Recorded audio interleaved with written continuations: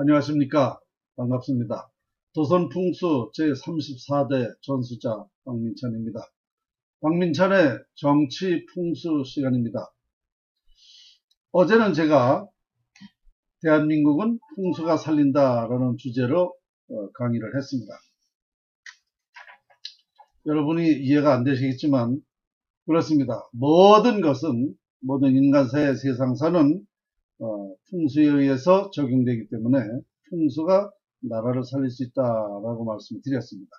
오늘은 대한민국 전쟁 날 것 예언했다라는 주제입니다. 참 아이러니죠. 풍수가 어떻게 나라의 전쟁 얘기를 하는가. 그렇습니다. 이 전쟁 난다는 것은 이미 풍수적으로 결정이 되어 있습니다. 이게 무슨 소리냐면 우리나라 국군이 완전히 상실되었다는 것입니다. 언제? 2003년도에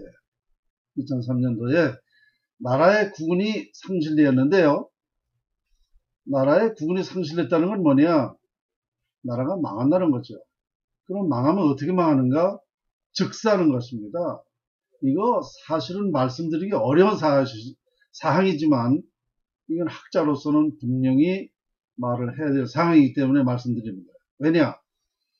이런 사실을 모른다면 말할 수가 없죠. 그러나 이것은 그것만 원인만 얘기하는 게 아니라 과정도 얘기했고 또 나라 살리는 방법까지 얘기를 했기 때문입니다. 다시 말씀드리면 우리나라에 문제가 있었다는 것이죠. 그러면 나라가 즉사한다는 것은 왜 그런 얘기를 했는가 하면은 우리나라는요, 우리나라 길흉 흥망성쇠 운명은 참 아이러니하게도 청계천에 있었습니다. 청계천이 지금과 같이 이렇게 개복되어 있으면 나라는 망하는 거고 다시 과거와 같이 덮어져 있으면 나라는 흥하는 것입니다. 국군이 융성할 수 있는 것인데요. 역사적으로도 보시면 그렇습니다. 1961년도까지 이 청계천이 갈라져 있었어요. 이때 우리 국민소득이 얼마입니까? 67달러죠. 세계에서 가장 못 살던 나라입니다. 그 사람의 그 배가 갈라져 있으면 죽는 것과 같기 때문에 그랬는데요. 61년도까지 덮었거든요. 덮고 나서 30년 만에 우리가 국민소득 2만 달러가 넘었습니다. 자, 그리고 2003년도에 이명박 서울시장이 청계천을 다시 갈라놨지 않습니까? 자, 이제 14년이 지났는데요. 지금 보시죠. 오늘 내일 전쟁 난다고 매일 김정은은 김정은이대로 저렇게 얘기를 하고 트럼프는 트럼프대로 얘기를 하고 있습니다. 우리는 그 원인은 왜 그러냐? 우리 나만의 문제가 있는 것은 왜 그러냐면요. 이 나라가 즉사하게 되어 있기 때문에 전쟁 나는 것입니다. 무슨 소리냐면 우리가 나라가 국군이 융성하고 나라가 발전할 때는 전쟁 난다 소리 안 합니다. 그런데 그런 원인으로 해서 전쟁이 난다라고 제가 얘기한 건데요. 그렇게 되어 있었다는 얘기죠. 결국은 우리나라에 문제가 있었다는 겁니다. 그러면 김정은이가 전쟁을 일으켰다는 것은 우리가 개인적으로 이렇게 일반적으로 봐서는 김정은이가 나쁘죠. 그러나 김정은의 탓이 아니라 우리 나만의 탓이라는 겁니다. 우리가 즉사하게 되어 있기 때문에 전쟁을 일으킨다는 거죠. 그러니까 우리의 잘못이지 김정은의 잘못이 아닙니다. 여러분들이 내가 하고자 하는 일이 잘 되려면 어떻게 됩니까? 운이 좋은 사람은 잘 돼요. 운이 나쁜 사람은 안 됩니다. 그리고 운이 완전히 깨진 사람은 어떻습니까? 고통, 불행, 여러 가지 살기가 어려워지는 겁니다. 심지어 운이 나쁠 때는 죽을 수도 있는 것이고요.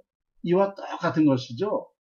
개인이나 국가나 이 운이 필요한데 운이 깨지면 한 일이 안 되는 것이다. 정말 이것은 우리 개인이나 기업이나 나라나 똑같습니다. 이 이치가. 그래서 우리나라는 전쟁하게 되어 있다. 전쟁 일어나게 되어 있다라는 것을 제가 언제부터 얘기했는가? 근거는 2008년도에 있습니다. 자, 여기 보시면 노란 줄 친 건데요. 이 신문이 무슨 신문이냐면 제가 잠시 읽어드리겠습니다. 시사신문 2008년도 2월 17일 354호입니다. 시사신문. 여기에 이 노란 줄 치는 데만 읽어드리면 이렇습니다.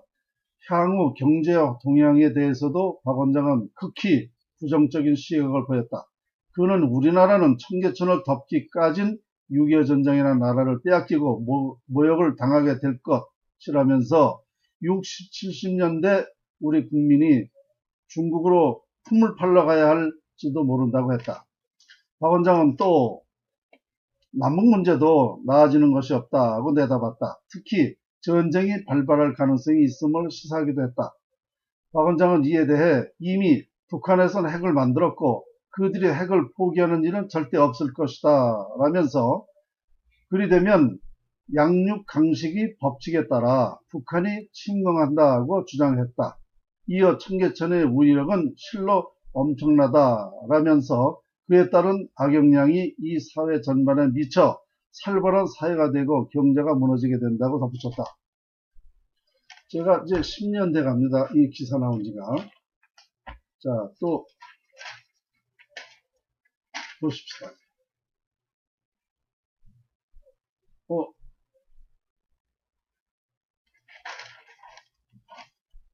이것은요, 일요시사입니다. 2012년도인데요. 역사적 죄인 MB 벌받아 마땅하다.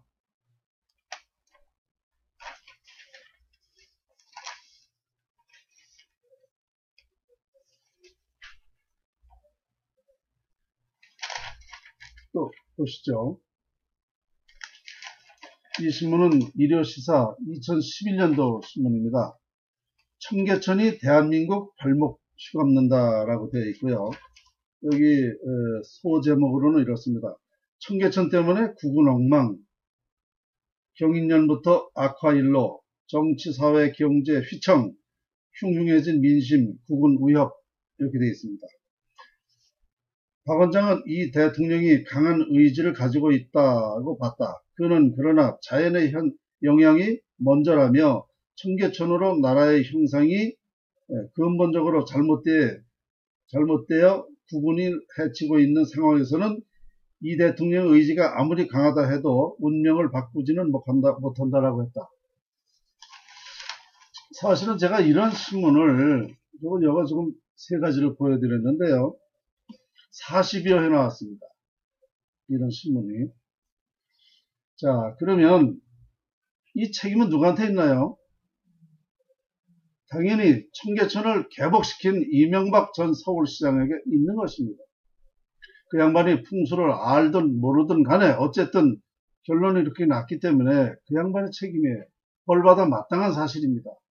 두 번째 책임이 누구한테 있는가? 저한테 있습니다. 박민찬이. 왜? 이 사실을 국민에게 알리지 못한 그런 책임이죠. 그때부터 목숨을 걸고 다니면서 우리 국민한테 설득을 시키고 이해를 시켜서 이 청계천을 다시 복귀하든지 지금 추진하고 있는 무궁화 심기, 청계천 비법 풍수를 하든가 했어야 됩니다. 이걸 성사를 못 시킨 제 책임이 또 두 번째 있다고 저는 인정하고 있습니다. 자, 이제 우리는 지금 암으로 보면 5기가 지금 돼요. 그냥 아주 숨이 꼴딱 넘어갈 그런 입장이 있습니다. 풍수적으로 보면. 그러면 어떻게 해야 되든가? 이제 박원순 서울시장과 문재인 대통령에게 정신 차려야 된다라는 말씀 드리고 싶어요. 왜냐? 이 청계천에 무궁화를 심고 비법풍수라는 것은 우리가 하고 싶다 그래서 될 수가 없습니다. 전 국민이 하자 그랬는데도 서울시장이 안 한다 그러면 못하는 거예요.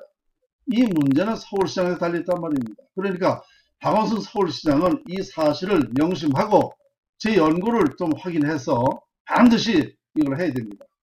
그 다음에 문재인 대통령 나라 아무리 발전시키려고 아무리 노력을 해도 안 됩니다. 왜냐? 인간의 노력은 10%고요. 국군은 90%입니다.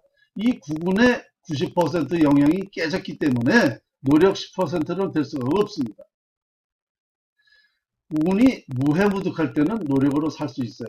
개인이나 기업이나 국가도. 그러나 90%의 운이 상실되었을 때는 노력으로 안 되는 것입니다.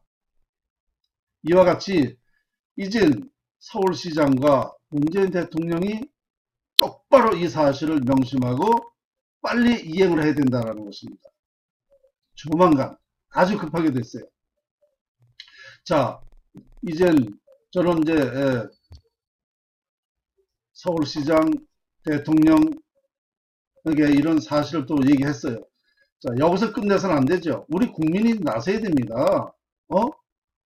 자, 박민찬 풍수가는 도선 풍수를 전수받고 지금까지 정계 재계의 풍수를 보고 한 번도 틀린 바가 없습니다. 이런 사실은 제 홈페이지 인터넷에 다 떠 있습니다. 그러면 도선 풍수 전수자가 이런 사실을 명백하게 밝혀서 얘기했다는 사실을 우리 국민이 이제 나서줘야 됩니다. 대통령이 이거 지금 움직이지 않고 서울시장이 움직이지 않으면 우리 국민이 나서서 이거 빨리 해야 된다. 이게 사실 아니냐? 박민찬 풍수연구가가 이것만 얘기하는 거 아니지 않느냐? 과거에 이해창 그렇게 대통령 곧 될 것 같았는데도 그 사람 혼자 안 된다고 그랬다. 우리 정계 재계 누구누구 할 거 없이 틀린 바가 없다. 그러면 이 사실이 앞으로 이제 맞아 들어간다 그러면 어떻게 되느냐 말이죠. 우리 국민이 나서야 됩니다. 이제 더 이상 시간을 지체 없습니다. 그럴 시간이 없어요. 자, 저는 목숨을 걸고 이 청계천 무궁화 심기를 지금 추진하고 있는데요. 제가 왜 이렇게 하겠습니까? 저도 개인적으로 삶이 있어요. 그러나 저 개인은 문제가 아니죠.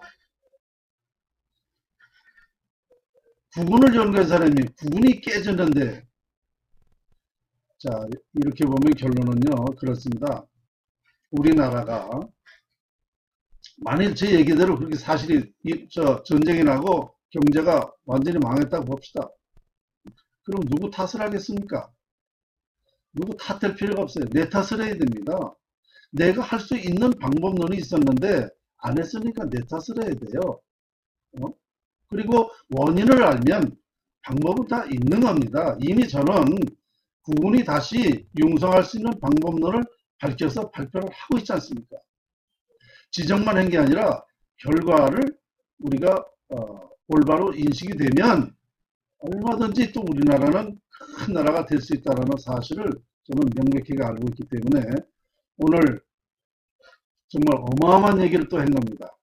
대한민국 전쟁 날 것 예언했다는 사실을 말씀드리면서 또 앞으로도 이 정치 풍수에 많이 귀를 좀 기울여 주시면 이 외에 많은 얘기로 제 연구를 신뢰가 되게끔 할 것입니다.